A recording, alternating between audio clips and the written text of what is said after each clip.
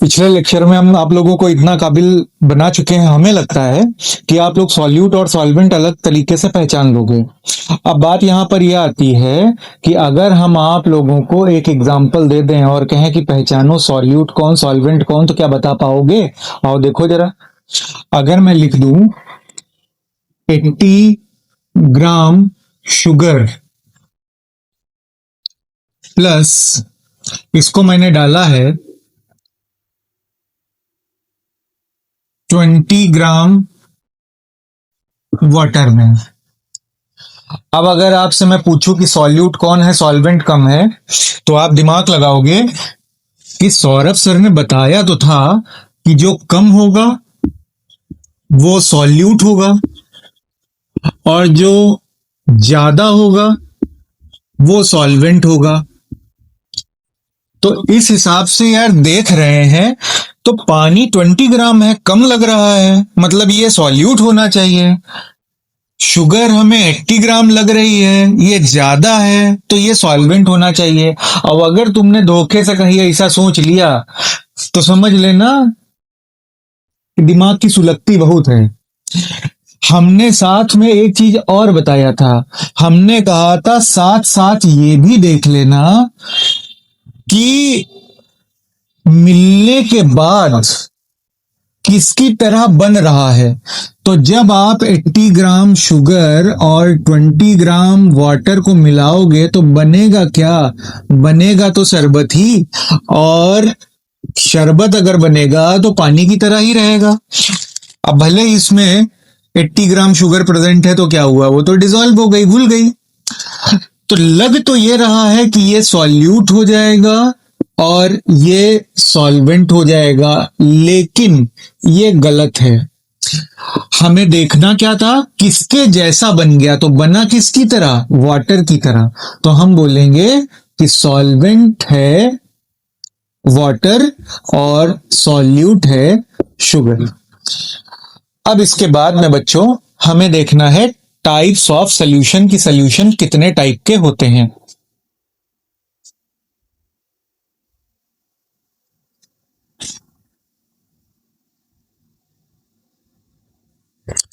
अगर हम पूछें कि तुम्हारे शरीर में छेद कितने हैं, बात को मजाक में मत लेना, बात को बड़ा सीरियस लेना। अगर हम तुमसे पूछ लें कि तुम्हारे शरीर में छेद कितने हैं तो तुम लबरा जाओगे, बता नहीं पाओगे एक बार में कितने हैं। 9 हैं, गिन के देख लो। 2 आंखें, 2 नाक के छेद, 4 एक मुंह, 5 2 कान, 7 और बाकी के 2 अपने आप से गिन लेना। टोटल 9। 9 ग्रह होते हैं, 9 दुर्गा होती हैं। सॉल्यूशन भी अगर देखा जाए सॉल्यूट और सॉल्वेंट के बेस पर तो 9 तरह का होता है। तो अगर हम बात करें टाइप्स ऑफ सॉल्यूशन, बच्चों वैसे तो सॉल्यूशन कई टाइप का होता है। Dilute solution, concentrate solution, saturated solution, unsaturated solution, super saturated solution. लेकिन हमें यहाँ पे सिर्फ और सिर्फ सॉल्यूट और सॉल्वेंट के बेस पे पढ़ना है। तो अगर हम बात करते हैं ऑन द बेसिस ऑफ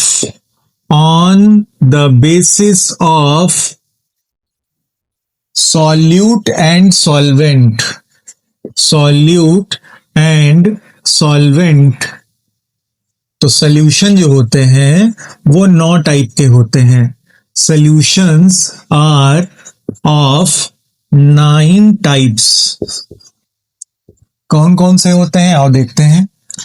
तो अगर हमने बात की है कि सॉल्यूट और सॉल्वेंट के बेस पर सॉल्यूशन कितने टाइप के होते हैं, चर्चा यही चल रही है। तो इसके लिए एक आसान फंडा समझ लो। सॉलिड लिख लो 3 बार, लिक्विड लिख लो 3 बार और गैस भी लिख लो 3 बार। 1 2 3 4 5 6 7 8 9। अब क्या करोगे, सॉलिड, लिक्विड, गैस एक एक बार लिख लो। फिर से सॉलिड, लिक्विड, गैस एक बार लिख लो। और फिर से सॉलिड, लिक्विड, गैस एक एक बार लिख लो। तो जो टोटल सॉल्यूशन आपके पास कॉम्बिनेशन में बने हैं वो आप गिन करके देख सकते हो। इसको हम बोलेंगे सॉलिड इन सॉलिड सॉल्यूशन, मतलब सॉल्वेंट भी सॉलिड और उसमें जो मिला रहे हो सॉल्यूट वो भी सॉलिड। ये वाला बोला जाएगा सॉलिड इन लिक्विड सॉल्यूशन, अरे डाले हो सॉल्यूट, डाले हो सॉल्वेंट के अंदर, तो सॉलिड इन लिक्विड सॉल्यूशन।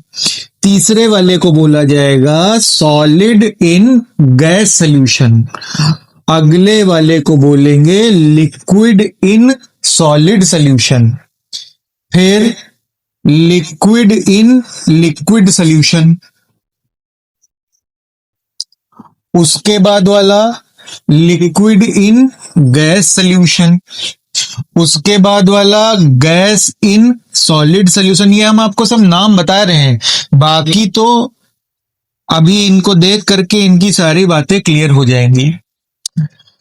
तो सॉल्यूट और सॉल्वेंट के बेस पर देखो, आर्टिस्ट हम हैं नहीं कि जो इतनी सीधी लाइनें बना पाए। तो अगर आप ये सोच रहे हो कि अरे लाइन तिरछा हो गई, तो देखो तिरछा और सीधा आर्टिस्ट लोग बना पाते हैं, हम इतने कोई आर्टिस्ट नहीं, हम सिंपल केमिस्ट्री टीचर हैं, तो हम जैसी बना पाते हैं वैसी बना पाते हैं। तो इस सॉल्यूशन को बोलेंगे सॉलिड इन सॉलिड। अब जरा दिमाग की बत्ती जलाओ कि सॉलिड इन सॉलिड सॉल्यूशन का मतलब है ऐसी कौन सी चीज लें जो सॉलिड हो, उसमें ऐसी कौन सी चीज मिला दें कि सॉलिड हो और दोनों मिल करके होमोजीनस मिक्सचर बन जाए। तो घर में पीतल होगा, नाम सुने हो कभी पीतल का? मम्मी पापा जानते होंगे, तुम लोग भी जानते होंगे, कोई बहुत बाबा आदम जमाने के नहीं। पीतल कैसे बनाया जाता है? कॉपर और जिंक दोनों को मिक्स करते हैं और मिक्स्ड मेटल बन जाती है जिसको एलॉय बोला जाता है। या अगर हम बात करें, सोडियम ले लिया जाए, पोटेशियम ले लिया जाए और सोडियम और पोटेशियम दोनों को आपस में कंबाइन करके मिक्स्ड मेटल बना ली जाए, तो एक लिक्विड मेटल फॉर्म होती है जिसको NaK बोलते हैं। नैक, नैक मतलब NaK। अगर हम सोडियम और पोटेशियम मेटल्स को पिघला करके मिला दें तो एक मिक्स्ड मेटल बन जाती है जिसको शॉर्टकट में बोला जाता है नैक। तो जितनी भी मिक्स्ड मेटल्स होती हैं वो सब की सब सॉलिड इन सॉलिड सॉल्यूशन होते हैं। तो हम बोलेंगे ये सॉल्यूशन का एग्जाम्पल मिक्स्ड मेटल्स। और मेटल्स एक दूसरे में कैसे मिलाई जाती हैं? पिघला करके। इनका दूसरा नाम होता है बच्चों एलॉयज। अब अगर आपसे पूछते हैं एलॉय क्या होती है, तो आप बोलोगे द होमोजीनस मिक्सचर। अरे सॉल्यूशन तो है ही है, तो होमोजीनस हो गया। अगर सॉल्यूशन है तो होमोजीनस हुआ, समझ रहे हो ना बात? पल्ले पड़ रही है। तो अगर एलॉय है तो सॉल्यूशन तो है ही है, क्योंकि सॉल्यूट सॉल्वेंट दोनों है, होमोजीनस है। तो मिक्स्ड मेटल ही एलॉय होती हैं और एलॉयज एक तरह का होमोजीनस मिक्सचर है। अगर आप सोडियम को पोटेशियम को आपस में मिला दें तो एक नई चीज बन जाएगी, नई सृष्टि हो जाएगी, नई चीज बन जाएगी। फिर न सोडियम सोडियम रह जाएगा, न पोटेशियम पोटेशियम रह जाएगा, एक एलॉय मिक्स्ड मेटल बन जाएगा। अब जैसे मरकरी की जितनी भी एलॉय बनती हैं, मतलब मरकरी को किसी के साथ जब मिला देते हो, मिलाने पर जितनी भी एलॉय बनती हैं उनको सबको एक कॉमन नाम दिया जाता है अमलगम। क्या नाम दिया जाता है? अमलगम। च्युइंगम न कह देना, अमलगम।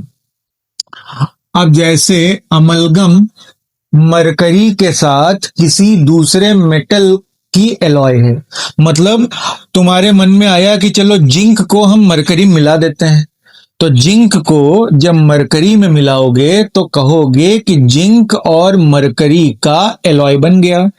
उसको हम लोग नाम देंगे जिंक अमलगम। अब तुम्हारे मन में आया, खुजली अगर होने लगी तुमको और तुम समझ रहे हो कि अब जिंक की जगह हम तो सोडियम मिलाएंगे, मिला लो। सोडियम को मरकरी में मिलाया तो बनेगा सोडियम अमलगम, मतलब सोडियम का मरकरी के साथ मिक्स्ड मेटल। तो सॉलिड का सॉलिड में सबसे बढ़िया सॉल्यूशन का एग्जाम्पल होता है मिक्स्ड मेटल।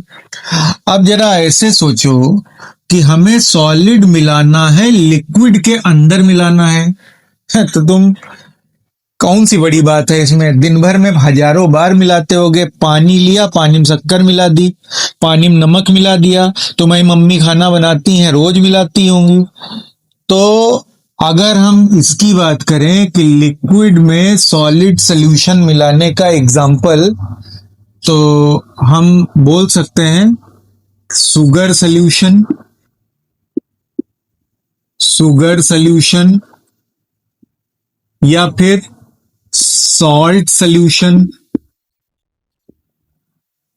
अभी रुको रहो, अभी रुके रहो, मजा आने वाला है इनमें।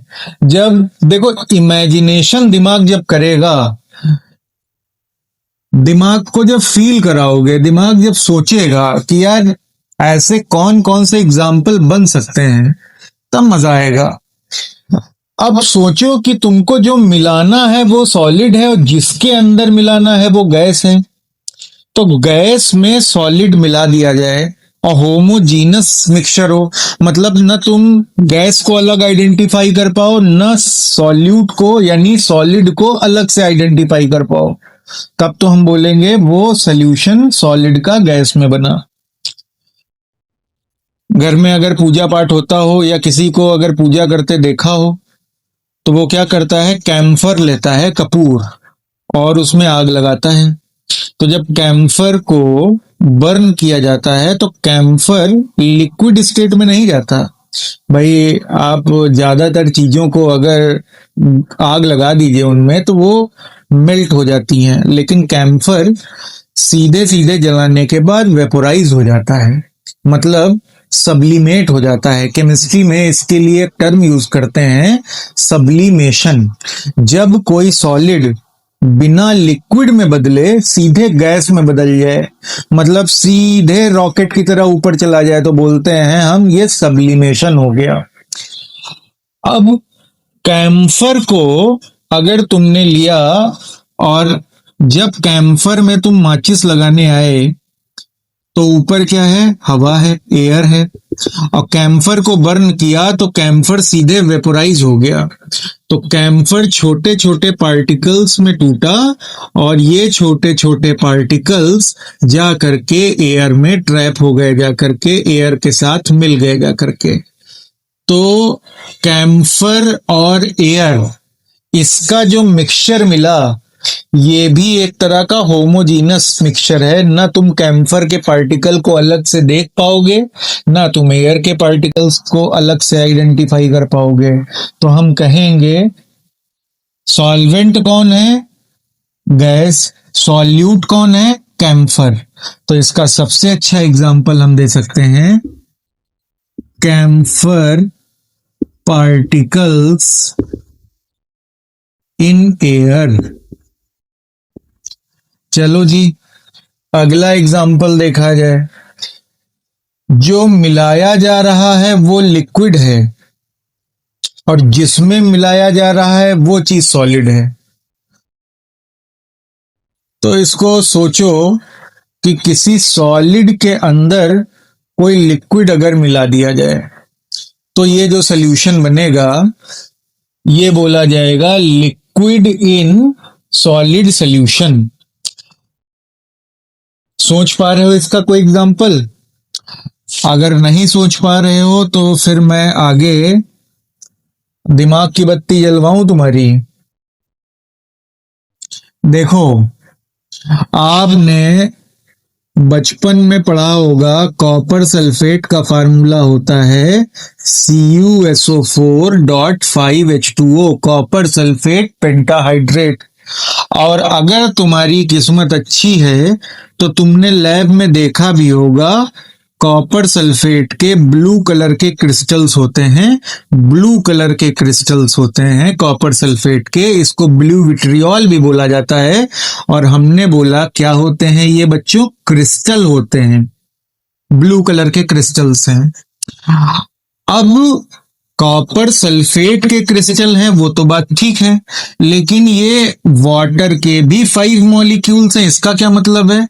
इसका मतलब है कि जब कॉपर सल्फेट का क्रिस्टल बनता है तो कॉपर सल्फेट के एक फार्मूला मास के साथ, एक मॉलिक्यूल के साथ 5 वाटर के पार्टिकल्स, मतलब 5 वाटर मॉलिक्यूल भी साथ में ट्रैप्ड रहते हैं। तो सॉलिड के अंदर लिक्विड, यानी कि ये जो आपने लिया है कॉपर सल्फेट, इसके अंदर वाटर, तो जितने भी क्रिस्टलाइन स्ट्रक्चर होते हैं, जनरली, सारे नहीं, मोस्टली की अगर हम बात करें तो वो सॉलिड के अंदर मिक्स्ड लिक्विड का एग्जाम्पल होते हैं। हम इसके एग्जाम्पल को अगर समझें तो हम कह सकते हैं water of crystallisation, water of crystallisation. इसका मतलब क्या है? ये जो वाटर होता है अगर कभी भी डॉट के बाद लगा हुआ है तो ये सॉलिड सब्सटेंसेस को क्रिस्टलाइन फॉर्म प्रोवाइड करने में हेल्प करता है। अगर आप इस ब्लू कलर के कॉपर सल्फेट को बर्न कर दीजिए, हीट कर दीजिए, तो हीट करने में क्या होगा, जो इसके अंदर ट्रैप्ड वाटर है वो वेपोराइज होकर के उड़ जाएगा। और जैसे ही ये वाटर उड़ जाएगा, ये कॉपर सल्फेट अपनी क्रिस्टलाइन स्ट्रक्चर खो देगा, और खोने के बाद सिर्फ CuSO4 बचा रहेगा, जो ब्लू कलर का न होकर के व्हाइट कलर का होता है। तो ये जो वाटर ऑफ क्रिस्टलाइजेशन है, कभी कभी ये सब्सटेंसेस को कलर भी देता है और इनको क्रिस्टलाइन स्ट्रक्चर भी देता है। और ये एग्जाम्पल किसका हुआ? सॉलिड के अंदर फंसे हुए लिक्विड का, यानी कि लिक्विड इन सॉलिड सॉल्यूशन का। अब बात आती है लिक्विड एंड लिक्विड सॉल्यूशन। ये तो बहुत कॉमन एग्जांपल है। सड़क के किनारे अगर कभी गाड़ी से जाते होगे तो वहां बोर्ड लगे रहते हैं, रुकिए, ठहरिए, देखिए, यही है मधुशाला ठेका देसी शराब। देखने लगे कि नहीं देखें? तो वहां पर जो अल्कोहल मिलती है, पीने वाले क्या करते हैं, ढक्कन उसका जो है बड़े स्टाइल के साथ में खींच के अलग किया, ग्लास में डाली, पानी मिलाया, नाक बंद की और पी गए। तो वो क्या करते हैं, अल्कोहल में वाटर मिक्स करते हैं। लिक्विड इन लिक्विड का एग्जाम्पल है। हम आपको वही एग्जाम्पल देंगे जो बिल्कुल आसान और जनरल तरीके से आप लोग अपनी डेली लाइफ में देख सकते हो। तो लिक्विड इन लिक्विड सॉल्यूशन का एग्जाम्पल हो गया mixture of water and alcohol. Benzene and toluene का भी एग्जाम्पल हो सकता है कि बेंजीन ले लो, टॉलुइन ले लो, मिक्स कर दो। और भी हजारों एग्जाम्पल है, कोई एक एग्जाम्पल थोड़ी ना। कितने हो गए जी? 1 2 3 4 5। अब छठा वाला देखेंगे, 6 नंबर। ये 6 नंबर का मतलब मीठा मत समझ लेना। 6 नंबर का मतलब लिक्विड इन गैस सॉल्यूशन है। तो जो चीज मिल रही है वो लिक्विड है और जिसमें मिल रही है वो गैस है। जाड़े का मौसम बड़ा सुहावना होता है, और जाड़े के मौसम में जब कभी भी आप बाहर जाते होगे, ह्यूमिडिटी प्रेजेंट रहती है, मॉइस्चर प्रेजेंट रहता है। तो जो हवा होती है, जो एयर होती है, उसमें जो मॉइस्चर प्रेजेंट होता है, तो जरा फील करके देखो, सोच के देखो कि है क्या वो। एयर के अंदर यानी गैस के अंदर मॉइस्चर यानी लिक्विड, तो लिक्विड मिला है किसके अंदर मिला है? एयर के अंदर यानी गैस के अंदर। तो हम कह सकते हैं इसका एग्जाम्पल हो गया moisture in air, moisture in air. Seventh number का एग्जाम्पल गैस इन सॉलिड। बच्चों ये जो सेवेंथ नंबर है आप लोगों को इसको बड़े ध्यान से देखना है, क्योंकि जब आप लोग ऑर्गेनिक केमिस्ट्री पढ़ोगे क्लास 12th में, तो ऑर्गेनिक केमिस्ट्री में आप लोगों को कई रिएक्शंस ऐसी दिखाई जाएंगी जिनमें एक कैटालिस्ट लेते हैं, और कैटालिस्ट का काम क्या होता है? गैसेस को पकड़ करके अपने सरफेस के ऊपर एब्जॉर्ब कर लेना। कैटालिस्ट तो ऐसी बात नहीं है कि पहली बार आप सुन रहे होगे, कैटालिस्ट आपने इससे पहले छोटी क्लासेस में पढ़ रखा होगा, तो हम मान के चलते हैं कि तुमको कैटालिस्ट पता है। जैसे आपने एक एग्जाम्पल पढ़ा होगा कि अगर हम लोग वेजिटेबल ऑयल से वेजिटेबल घी बनाते हैं, तो वेजिटेबल ऑयल से वेजिटेबल घी बनाने के लिए निकिल कैटालिस्ट लेते हैं और उस पर हाइड्रोजन गैस पास कराते हैं। तो ये जो हाइड्रोजन गैस होती है, निकिल तो सॉलिड होता है, ये क्या करता है? अगर आप सॉलिड को माइक्रोस्कोप से देखो तो वो बिल्कुल स्मूथ सरफेस की तरह नहीं दिखाई देगा, उसके ऊपर भी पोर्स होते हैं छोटे छोटे, ये रफ सरफेस होता है। और बच्चों कोई भी सरफेस फिजिक्स में 11th में आप लोगों ने पढ़ रखा होगा कि परफेक्टली स्मूथ सरफेस पॉसिबल नहीं है, हर सरफेस के अंदर रफनेस होती है। तो अगर निकिल कैटालिस्ट है, कोई भी मेटल, जैसे आप जिस सीट पे बैठते हो जाकर के, जिस टेबल और जिस चेयर पे पढ़ते हो, माइका लगी होती है, वो स्मूथ लगती है, लेकिन उसको अगर आप माइक्रोस्कोपिक लेवल पे देखो तो वो बिल्कुल स्मूथ नहीं है, उसके अंदर हर्डल्स हैं, रुकावटें हैं, उसके अंदर रफनेस है, तो उसके अंदर पोर्स हैं। ऐसे ही जो निकिल होता है ये बिल्कुल स्मूथ मेटल नहीं है, इस मेटल है, शाइनी होगी, सब कुछ है, लेकिन इसके अंदर पोर्स पोर्स होंगे, होल्स होंगे, और हाइड्रोजन गैस जाकर के इन होल्स में ट्रैप हो जाती है। तो ये कैटालिस्ट क्या करता है? अपने होल्स के अंदर गैस को ट्रैप कर लेता है। अब जा कौन रहा है इसके अंदर घुसने? घुसा कौन है? गैस। किसके अंदर? निकिल। निकिल कैसा है? सॉलिड। तो हम कहेंगे सॉलिड के अंदर गैस का मिक्सचर। तो यही तो हमें पढ़ना था, सॉलिड के अंदर गैस का मिक्सचर। तो हम ये बोल सकते हैं एग्जाम्पल में, absorption of gases on catalyst surface. अब बात आती है 8th एग्जाम्पल, लिक्विड में गैस। गर्मी के महीने में जितने भी कोल्ड ड्रिंक पीने वाले लोग हैं वो सबके सब जानते हैं कि जैसे ही ठंडी कोल्ड ड्रिंक का ढक्कन खोलते हो अचानक से उसमें से गैस निकलती है। ऐसा क्यों होता है? क्योंकि जितने भी एयरेटेड ड्रिंक्स होते हैं, हाई प्रेशर पर उनके अंदर कार्बन डाइऑक्साइड गैस इंसर्ट कर दी जाती है। तो कार्बन डाइऑक्साइड गैस जो कोल्ड ड्रिंक्स होती हैं, सॉफ्ट ड्रिंक्स आप जिनको बोलते हो, उनके अंदर भरी रहती है। तो हम बोल सकते हैं इसका एग्जाम्पल क्या है? एयरेटेड ड्रिंक्स या सॉफ्ट ड्रिंक्स। क्योंकि उसमें लिक्विड के अंदर गैस भरी होती है। और जो आखिरी टाइप का एग्जाम्पल है, 9th example, gas in gas. तो आप को पता होना चाहिए कि जो एयर है उसके अंदर बहुत सारी गैसेस प्रेजेंट होती हैं, तो वो गैस का गैस में मिक्सचर है। तो ये 9 टाइप के सॉल्यूशंस आप लोगों ने देखे। अब इसके बाद में हम पढ़ेंगे कि अगर हमने कोई सॉल्यूशन बनाया है तो कितना सॉल्यूट और कितना सॉल्वेंट आपस में मिलाएं कि सॉल्यूशन तैयार हो।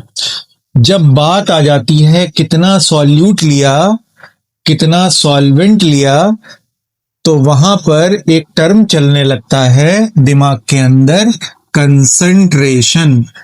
कंसंट्रेशन आप लोगों को जब मैं अगले वीडियो में पढ़ाऊंगा तो वहां पर मैं बताऊंगा कि कितने सॉल्वेंट के अंदर कितना सॉल्यूट आपने मिलाया है, इसको कैसे नापा जाए। जैसे तुमने क्या किया कि चीनी और पानी को आपस में मिलाया, मैंने आपसे पूछा कि कितना मीठा है, तो आप बोल दोगे कि सर ये मीठा है, बहुत मीठा है। लेकिन उस बहुत कहने का भी तो कोई एक स्केल होगा कि बहुत मीठा है या बहुत बहुत मीठा है या बहुत ही मीठा है या बहुत कम मीठा है। तो जब हम लोग बात करते हैं कि किसी सॉल्वेंट के अंदर कितना सॉल्यूट मिलाया गया है, उसकी क्वांटिटी कितनी है, तो उसको समझा जाता है केमिस्ट्री में एक टर्म से जिसको बोला जाता है कंसंट्रेशन। और नेक्स्ट वीडियो में जब हम लोग इसकी बात करेंगे तो तुम्हारे दिमाग में एक बात रहनी चाहिए, कितने सॉल्वेंट के अंदर कितना सॉल्यूट, यानी कितने पानी में कितनी चीनी या फिर कितने पानी में कितना नमक। इसको हम लोग नेक्स्ट वीडियो में पढ़ेंगे।